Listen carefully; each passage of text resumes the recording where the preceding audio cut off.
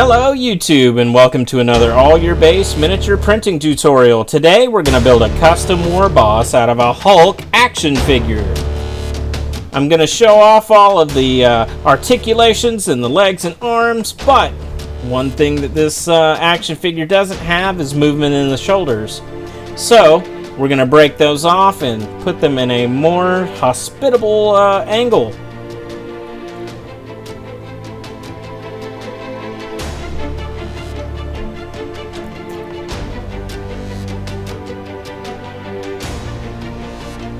So using those articulations in the legs, I'm going to go ahead and get them set the way that I want them to be in the final model using some super glue. It's not super important that I get it super hard at this point because I'm going to fill in all these gaps with some putty later on in the video.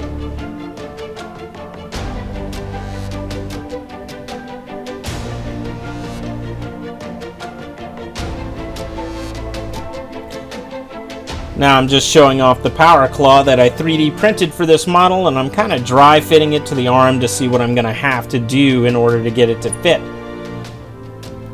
But what I am going to do is fill in all of the gaps in the 3D printing.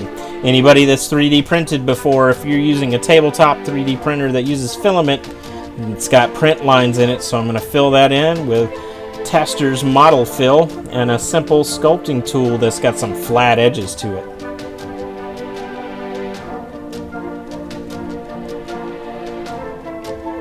If you've never used body filler before, what you do is you basically slather it on and then use the flat edge of the tool to scrape off as much as the excess as possible. That way the filler goes down into the gaps and you scrape it off the top and kind of make it flat and level. Then you go back across the piece and sand it later.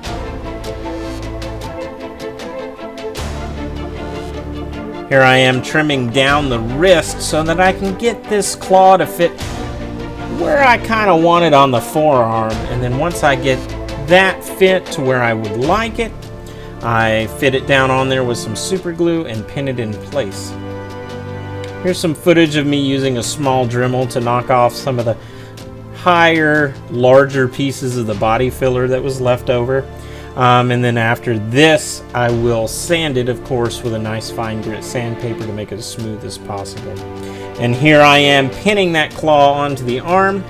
I'm just drilling in a hole, and then I will insert a piece of a paper clip with some super glue on it, and that holds it in place quite nicely.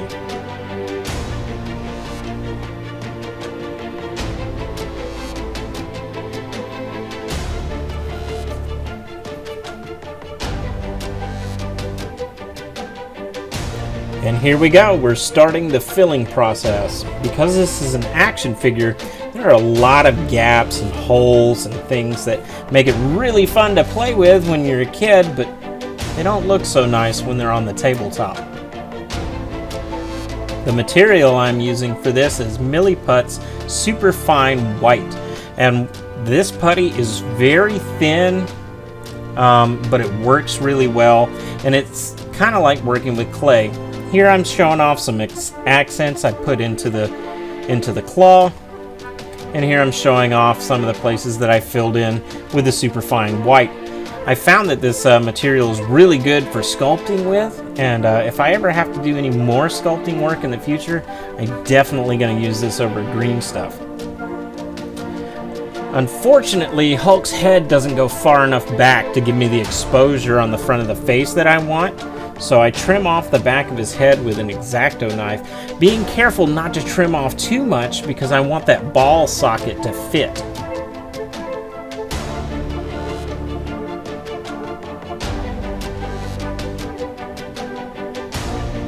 That is excellent.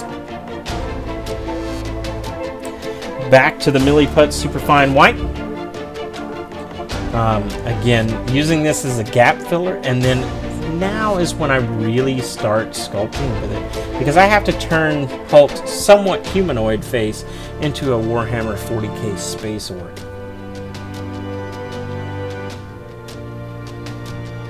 I tried to fill in this video with as much of the sculpting as I can. Unfortunately, I lost all of the footage where I actually built the features of the face. So later on, when you see the completed model, you're going to see more of what I built with the face. But I'm going to get this guy in this video to the point where he kind of looks like a Wallace and Gromit kind of a character. That's okay, I built on top of it later. I'm tying the back of the head into the traps, really kind of trying to follow the muscles that are already there, because an artist already built this model, and what we're doing is building on top of this musculature to make it look like an orc. So I really try to follow into the themes of the things that are already on the model, or on the action figure when I'm building the model, so I'm not deviating too far from the style that's there. And because he's an orc, he has a really exaggerated kind of cartoony face, so I'm building out really exaggerated eyebrows, forehead, big beefy jaw and neck area. And this is my first experience really sculpting something of my own. So I had a lot of fun. I looked at a lot of reference material and I just went with it, and I think it turned out fairly well.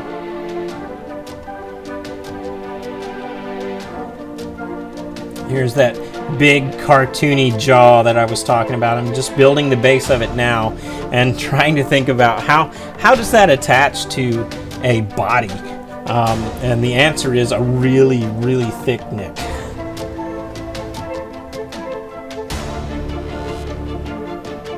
Attaching one ear here, never sculpted ears. It was kind of a fun process.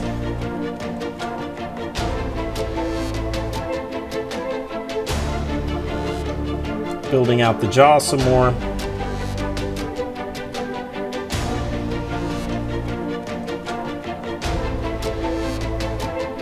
There's the Wallace and Gromit face. And again, adding to that neck, that means something has to hold on that gigantic maw of his. And attaching the second ear here.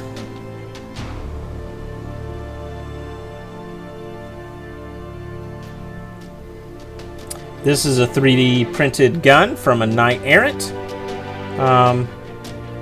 And I also printed his arm, and that's going to give our orc something to hold on to and use this as a rapid fire battle cannon kind of a thing.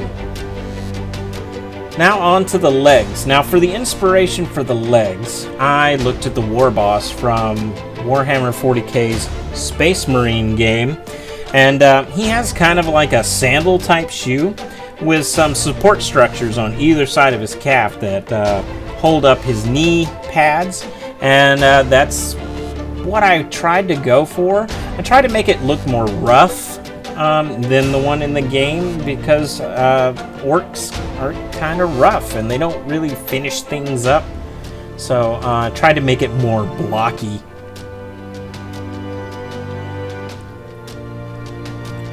For the shoes, I just used some plastic card. This is some 3mm plastic card for the sole of the shoe. And then I used some like credit card, gift card type plastic card for the actual shell of the shoe. I had some of these pieces left over from some failed 3D prints, and I thought they could be used good for miniatures, and sure enough, they worked really well for the sides of the shoes. Now I'm using a small drink bottle, energy drink bottle, to make the knee pads, and here I'm using some pieces of extra sprues to make the supports for the knee pads on each side. Now there's a lot of pinning going on with the leg support structure because it's quite frankly some flimsy material, and I use pins all over, even into the legs, to make it nice and stout. Again, because of the wide-ranging materials that I'm using for this build, super glue is my go-to every time.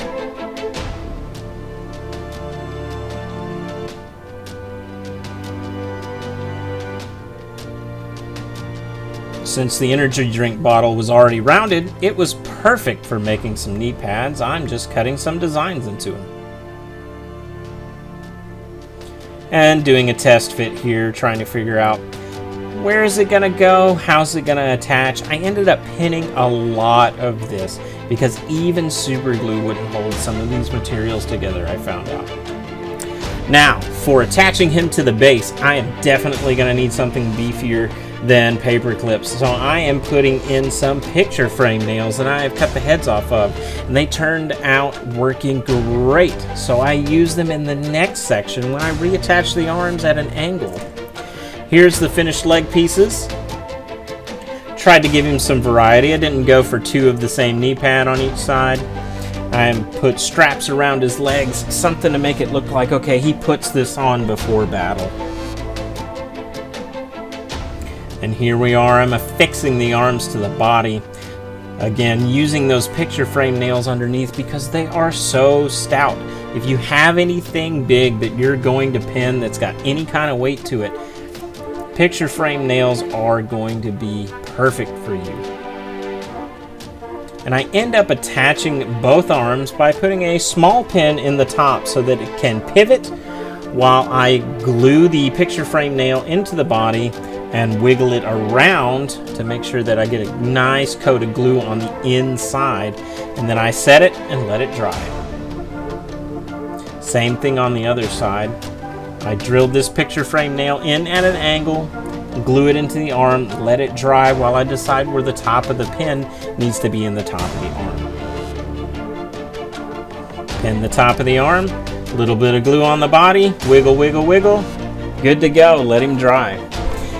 Now I'm using another energy drink bottle for a backpack, a smaller canister. I'm going to attach that on there somehow. I don't know. Didn't have a lot of good footage of putting the backpack together. Here's a little more footage of me sculpting on the arm and filling in those gaps. Again, just trying to follow the musculature that's there because I want to build on what the artist that made the action figure, I want to build on what they had already done.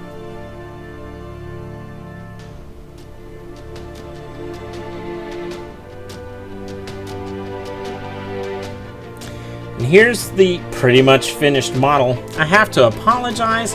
I had some camera trouble, had some trouble with batteries, had some trouble with a memory card, so I continued building while I waited for a new memory card to come in.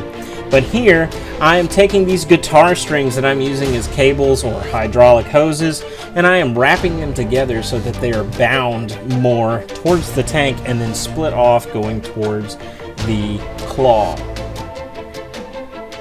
I'm just using some copper wire to accomplish this. And once I'm satisfied with the wrap, I make sure there are no sharp edges, and I use some super glue along the length underneath the model to get in between all the gaps, and when it dries, it is nice and solid. That wrap's not going to come off.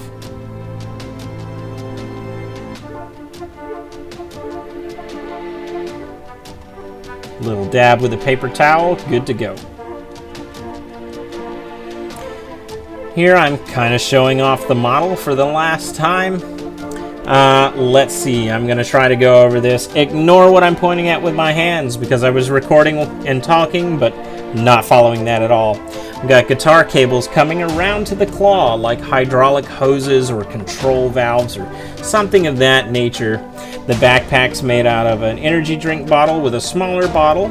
On top of the backpack is a 3D printed orc icon that I got from Thingiverse. A link to all the Thingiverse files I used in this build will be in the description. I also designed those shoulder pads from scratch in Tinkercad and printed them myself.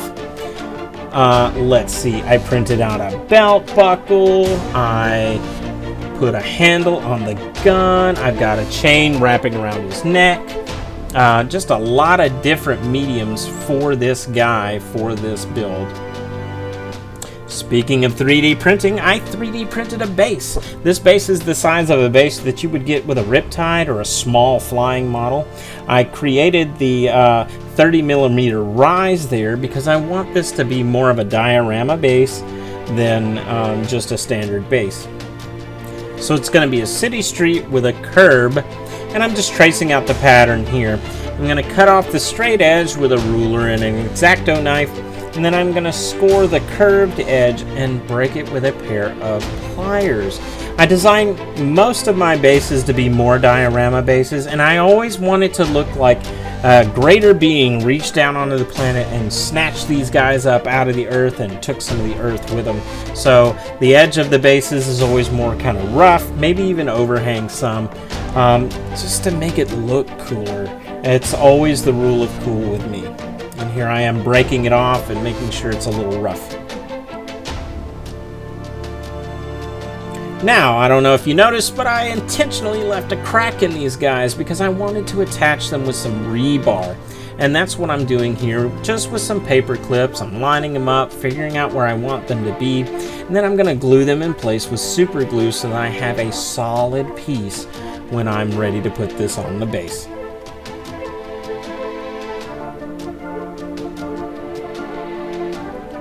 So to attach it, again, mixed medium, gonna go with super glue, gluing both parts down, and I'm gonna need something to hold this down. I wonder what I can find around my desk. All right, on to the street. This is a thinner piece of cork. This is actually called gasket making cork. You can get this at your local hardware store for working on small engines or anything like that. But it's about 2 to 3 millimeters thick, and it's the perfect ratio to what I'm building the curb out of. So I'm just roughing up the edges there, like I said before. I like that type of look. So now we're going to cover the sides, and I'm going to use another medium that I haven't used before. Crayola Model Magic Air Dry Clay. Never used it before, but it seemed like it would be perfect. I load up a plastic bin with some coffee grounds, and I just mix it into the clay. And I'm going to take this and roll it out really thin. I'm going to take those thin strips and I'm going to wrap the whole bottom of the base and then build some out of where the ground is broken off in the front where the pipe is. But I just work it all the way around, and I can tell you that this stuff worked out great. It's cheap and it's flexible, and you have a lot of working time with it, and you can do a lot with it. So once I built the basic shape of what I wanted, I'm taking a rough piece of cork here and stippling to get a textured effect on it. That with the coffee grounds ground in there to kind of look like stone and pieces of rock and pebble.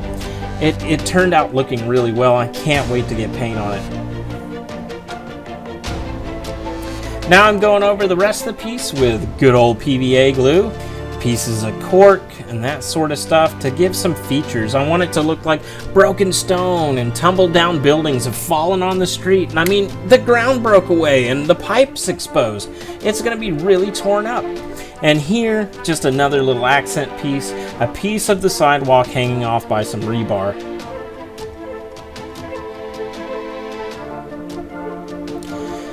This last bit you guys have seen tons of times. I'm just going over it with a final bit of flock to make sure that all my seams are covered and make sure there's a lot of interesting little tidbits on this base. So that about wraps it up for this video. I want to tell you that I had a great time building this guy, and I can't wait to put paint on him and show you what he looks like when he's finished. Oh yes, right here, my favorite, coffee grounds. Drink your coffee, save your grounds, dry them out on a plate, put them in a bottle, save them for later. Perfect gravel. So anyways, guys, that's about it for this. In just a second, I'm going to show you the finished base, but I hope you stick around and check out my next video where I'm actually going to paint this guy. So I hope you subscribe to my channel, hit that bell, and I'll see you next time.